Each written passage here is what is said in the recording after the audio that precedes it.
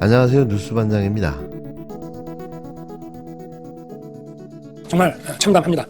어젯밤 헬로윈을 맞은 서울 한복판에서 일어나서는 안 될 비극과 참사가 발생했습니다. 불의의 사고로 돌아가신 분들의 명복을 빌고 부상 입은 분들이 빨리 회복되기를 기원합니다. 아울러 소중한 생명을 잃고 비통해야 할 유가족에게도 깊은 위로를 드립니다. 국민의 생명과 안전을 책임지는 대통령으로서 마음이 무겁고 슬픔을 가누기 어렵습니다. 정부는 오늘부터 사고 수습이 일단락될 때까지 국가 애도 기간으로 정하고 국정의 최우선 순위를 본건 사고의 수습과 후속 조치에 두겠습니다. 먼저 장례 지원과 아울러 가용 응급 의료 체계를 총가동해서 부상자에 대한 신속한 의료 지원에 만전을 기하겠습니다. 관계 공무원을 1대1로 매칭시켜서 필요한 조치와 지원에 빈틈이 없도록 하겠습니다. 무엇보다 사고 원인의 파악과 유사 사고의 예방이 중요합니다. 본건 사고의 원인을 철저하게 조사해서 향후 동일한 사고가 재발하지 않도록 근본적으로 개선하겠습니다. 행안부 등 관계부처로 하여금 헬로윈 행사뿐만 아니라 지역 축제까지 긴급 점검을 실시하고 질서 있고 안전하게 진행되도록 철저하게 관리하겠습니다. 다시 한번 불의의 사고로 돌아가신 분들의 명복을 빌고 정부는 사고 수습에 최선을 다하겠습니다. 믿을 수 없고 믿고 싶지도 않은 놀라운 사실이 또 터져나왔습니다. 매일매일이 충격의 연속인데요. 어쩌자고 이런 자가 대한민국의 대통령이 되어 있는지 할 말을 잃게 만듭니다. 극우 유튜브만 시청한 결과였을까요? 어쩌면 이토록 편향적인 사고와 이해할 수 없는 망상에 사로잡혀 있었나 싶은 생각마저 드는데요. 그냥 끔찍하고 참담할 뿐입니다. 이태원 참사가 발생한 뒤 한 달여쯤 지났을 때 윤석열 대통령이 이 사건을 두고 특정 세력에 의해 유도되고 조작된 사건일 가능성을 배제할 수 없다고 말했다고 김진표 전 국회의장이 회고록을 통해 밝혔습니다. 김 전 의장이 26일 출판 기념회를 열고 공개한 대한민국은 무엇을 축적해 왔는가라는 제목의 회고록을 출간했는데요. 이 책에는 김 전 국회의장이 2022년 12월 5일 열린 국가조찬 기도회를 계기로 윤 대통령과 독대하며 나눈 대화가 기록되어 있습니다. 윤석열 대통령이 150여 명의 목숨을 앗아간 이태원 참사를 두고 조작된 사건일 가능성도 배제할 수 없다며 강한 의심이 간다고 말했다는 건데요. 이게 과연 정상적인 사고를 하는 사람이 할 수 있는 말일까요? 참사 이후 국가적 슬픔을 위로하기 위해 열린 국가조찬 기도회 날, 김진표 전 국회의장이 직접 들었다는 이야기입니다. 윤석열 대통령이 이태원 참사 이튿날 참사 현장인 골목길을 올라가며 여기서 그렇게 많이 죽었단 말이야라고 말한 적이 있는데요. 당시에도 희생자와 유가족의 대못을 받고 공감 능력을 찾아보기 힘든 망언이라는 비판이 이어졌습니다. 이제서 왜 이런 발언을 했는지 이해가 되는데요. 그냥 음모론이라는 망상에 사로잡힌 국가 지도자의 의혹 제기였던 거죠. 대통령이 했다는 발언의 유족들은 참담하다는 반응을 보였는데요. 하지만 대통령실은 이를 즉각 부인했습니다. 지난 2022년 10월 29일 이태원 참사 발생 뒤 한 달여쯤 지난 12월 초 윤석열 대통령과 김진표 당시 국회의장이 국가적 슬픔을 위로하기 위해 열린 조찬 기도회에 참석했는데요.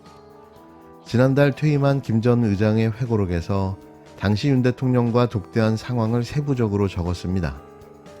이상민 행정안전부 장관의 거취를 두고 좀 더 일찍 정치적 책임을 지고 사의를 표명하는 게 옳다는 조언을 건네자 윤 대통령이 말은 다 맞으나 이태원 참사에 관한 강한 의심이 가는 게 있어 아무래도 결정을 못하겠다고 말했다는 건데요. 이에 그 이유를 묻자 사고가 특정 세력에 의해 유도되고 조작된 사건일 가능성을 배제할 수 없다라며 그럴 경우 이상민 장관을 물러나게 한다면 그것은 억울한 일이라고 답했다는 게 김 전 의장의 기억입니다. 김 전 의장은 속으로 깜짝 놀랐다. 극우 유튜버의 방송에서 나오고 있는 음모론적 말이 대통령의 입에서 술술 나온다는 것을 믿기 힘들었다며 윤 대통령의 의구심이 얼마나 진심이었는지는 알 수 없으나 상당히 위험한 반응이었다고 회고했는데요. 그러면서 그런 방송을 보지 마십시오라고 말하고 싶은 생각이 굴뚝 같았지만 꾹 참았다고 썼습니다. 당시 일부 극우단체나 유튜버들은 중국이나 북한이 참사를 일으켰다. 정권 퇴진 시위를 마친 민주노총 세력이 이태원으로 넘어갔다는 등의 주장을 펼쳤는데요. 야권은 즉각 대통령의 입에서 극우 유튜버나 할 법한 주장이 나왔다. 극우 유튜버들의 방송을 보며 국정을 운영해왔다고 날을 세웠습니다. 유족들도 참담하다며 거세게 반발했는데요. 국가 지도자인 대통령이 근거도 없는 사실을 가지고 그런 생각을 하고 있다는 자체가 있을 수 없는 일이라고 분노했습니다. 대통령실은 국회의장을 지낸 분이 독대를 요청해 나눈 얘기를 멋대로 왜곡해 세상에 알린 점이 개탄스럽다고 밝혔는데요. 또 대통령실은 공식 입장문을 통해 윤 대통령은 관계기관 회의가 열릴 때마다 언론에 제기된 다양한 의혹을 전부 조사하라고 지시한 바가 있다면서 특히 대통령은 당시 차선 한 개만 개방했어도 사고를 막을 수 있었다는데 차선을 열지 않는 게 이해가 되지 않는다는 입장을 밝혀왔다고 설명했습니다.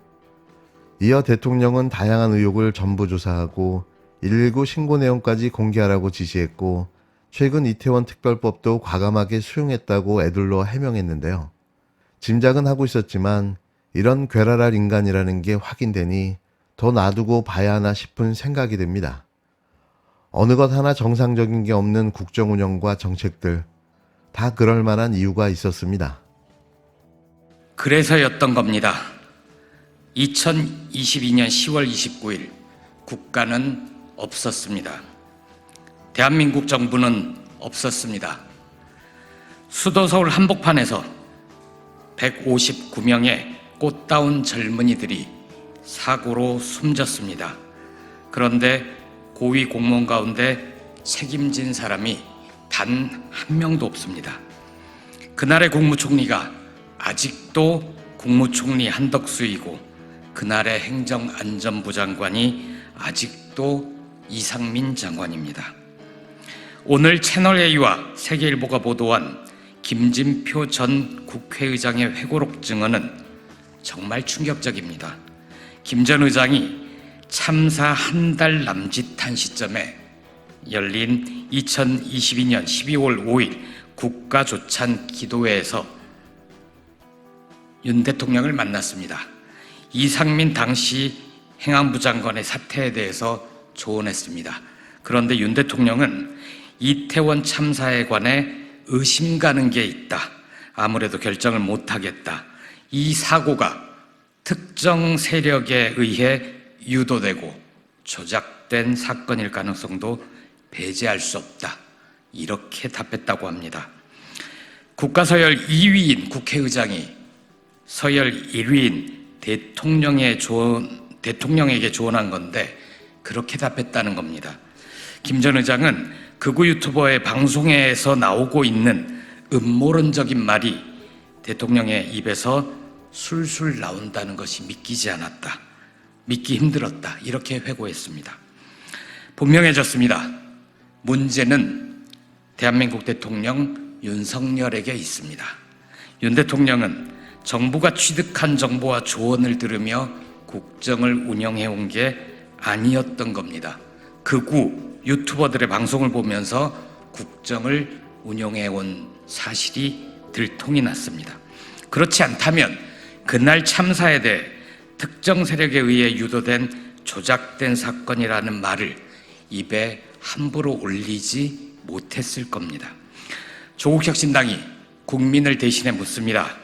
윤 대통령의 답을 들을 때까지 계속 물을 겁니다. 다른 누구도 아닌 윤 대통령이 직접 답해야 합니다.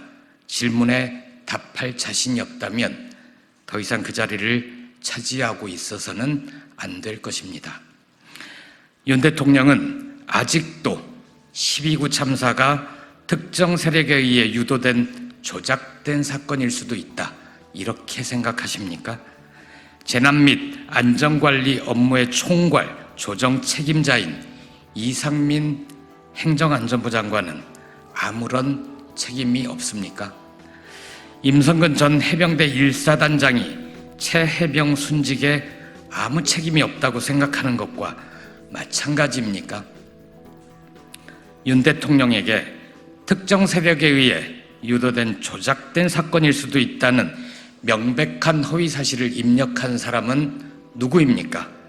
어느 극우 유튜브 방송입니까? 혹시 아직도 그 방송을 보면서 국정을 운영합니까?